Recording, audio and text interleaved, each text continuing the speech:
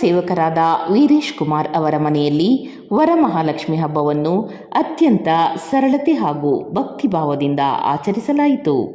ವರಮಹಾಲಕ್ಷ್ಮಿ ದೇವಿಗೆ ವಿಶೇಷ ಪೂಜೆ ಸಲ್ಲಿಸಿ ಹೂವು, ಹಣ್ಣು ಹಾಗೂ ವಿವಿಧ ಪೂಜಾ ಸಾಮಗ್ರಿಗಳಿಂದ ಅಲಂಕರಿಸಿ ಕುಟುಂಬಸ್ಥರೊಂದಿಗೆ ಭಕ್ತಿಯಿಂದ ಆರತಿ ಬೆಳಗಿಸಲಾಯಿತು. ಯಾವುದೇ ಆಡಂಬರವಿಲ್ಲದೆ ಸರಳ ರೀತಿಯಲ್ಲಿ ಹಬ್ಬವನ್ನು ಆಚರಿಸುವ ಮೂಲಕ ದೇವಿಯ ಆರಾಧನೆಗೆ ಹೆಚ್ಚಿನ ಮಹತ್ವ ನೀಡಲಾಯಿತು. ವರಮಹಾಲಕ್ಷ್ಮಿ ದೇವಿಯ ಕೃಪೆಯಿಂದ ಕುಟುಂಬದಲ್ಲಿ ಸುಖ, ಶಾಂತಿ, ಆರೋಗ್ಯ, ಐಶ್ವರ್ಯ ಹಾಗೂ ಸಮೃದ್ಧಿ ನೆಲೆಸಿರಲಿ.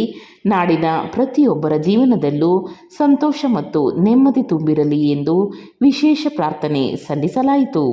ಈ ಶುಭ ಸಂದರ್ಭದಲ್ಲಿ ಸಮಾಜ ಸೇವಕರಾದ ವೀರೇಶ್ ಕುಮಾರ್ ಅವರು ನಾಡಿನ ಸಮಸ್ತ ಜನತೆಗೆ ವರಮಹಾಲಕ್ಷ್ಮಿ ಹಬ್ಬದ ಆರ್ಥಿಕ ಶುಭಾಶಯಗಳನ್ನು ಕೋರಿದರು. ನಾಡಿನ ಸಮಸ್ತ ಜನತೆಗೂ ಹಾಗೂ ವಿಶೇಷವಾಗಿ ಮಹಾಲಕ್ಷ್ಮಿ ಲೇಔಟ್ ವಿಧಾನಸಭಾ ಕ್ಷೇತ್ರದ ಜನತೆಗೆ ತಾಯಿ ವರಮಹಾಲಕ್ಷ್ಮಿ ಹಬ್ಬದ ಆರ್ಥಿಕ ಶುಭಾಶಯಗಳು. ಹಾಗೂ ನಾಡಲ್ಲಿ ಮಳೆ ಬೆಳೆ ಚೆನ್ನಾಗಾಗಿ ತಾಯಿ ಮಹಾಲಕ್ಷ್ಮಿಯ ಕೃಪಾ ಕಡೆಸಿದ ಸರ್ವರಿಗೂ ಸನ್ಮಂಗಲ ಉಂಟಾಗಲಿ ಅಂತ ಆ ತಾಯಿ ಮಹಾಲಕ್ಷ್ಮಿಯಲ್ಲಿ ಪ್ರಾರ್ಥಿಸ್ತಾ ಸರ್ವರಿಗೂ ನಮಸ್ಕಾರಗಳು, ವಂದನೆಗಳು. ಇಂತಿ ನಿಮ್ಮ ಟಿ ವೀರೇಶ್ ಕುಮಾರ್. ಸರ್, ಇವತ್ತು ಪ್ರಮುಖವಾಗಿ ವರಮಹಾಲಕ್ಷ್ಮಿ ಹಬ್ಬ ಅಂದರೆ ಒಂದು ಮಹಿಳೆಯರ ಹಬ್ಬ ಅಂತಕ್ಕಂಥ ದೊಡ್ಡ ಮಟ್ಟದಲ್ಲಿ ಬಿಂಬಿತ ಆಗ್ತದೆ, ಏನು ಹೇಳ್ತೀರಾ? ಈಗ ಮಹಿಳೆಯರಿಗೆ ಹೆಣ್ದೇವರು, ಅದರಲ್ಲೂ ವರಮಹಾಲಕ್ಷ್ಮಿ ಅಂದರೆ ಅವ್ರಿಗೊಂದು ಸಡಗರ ಸಂಭ್ರಮ ಸಹ.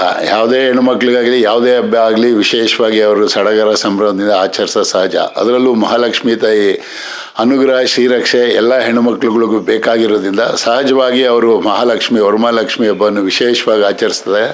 ಅದೇ ರೀತಿ ಈ ಕ್ಷೇತ್ರದ ಎಲ್ಲ ಮಹಿಳೆಯರಿಗೂ ಹೆಚ್ಚಿನ ರೀತಿ ಅಭಿವೃದ್ಧಿ ಕೊಟ್ಟು ತಾಯಿ ಸನ್ಮಂಗಲಗಳುಂಟು ಮಾಡಿ ಸಕಲ ಸಂಪತ್ತು, ಐಶ್ವರ್ಯ, ಆಯುಷ್ಯ ಕೊಟ್ಟು ಅವ್ರ ಕುಟುಂಬದಲ್ಲಿ ಸದಾ ಸುಖ, ಶಾಂತಿ, ನೆಮ್ಮದಿಯಿಂದ ಅವರೆಲ್ಲ ಸುಖಮಯ ಜೀವನ ನಡೆಸಲಿ ಅಂತ ತಾಯಿ ಜಗನ್ಮಾತೆಯಲ್ಲಿ ಪ್ರಾರ್ಥಿಸ್ತಾ ಎಲ್ಲರಿಗೂ ವಂದಿಸ್ತೀನಿ. ಧನ್ಯವಾದಗಳು.